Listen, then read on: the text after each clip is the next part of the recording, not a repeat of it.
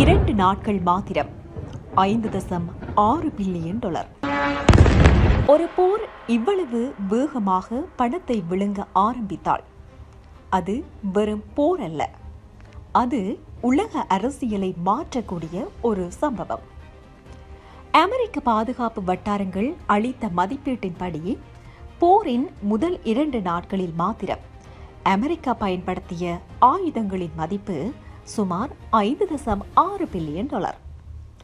2 நாட்களில் America செலவிட்ட $5.6 billion.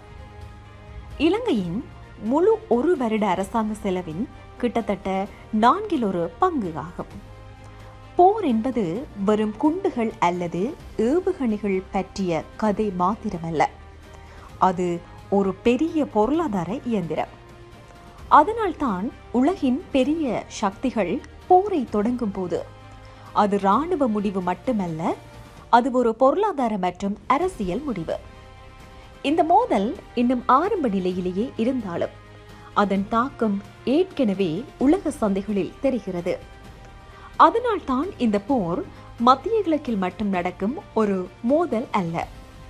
America முதல் இலங்கை வரை இந்த போரின் தாக்கம் அனைவரையும் பாதித்துள்ளது. போர் இப்படியே தொடர்ந்தால் ஒரு கேள்வி மட்டும்தான் மீதமாகிறது: இந்த மோதல் எவ்வளவு காலம் நீடிக்கும்? அதன் உண்மையான விலை என்ன?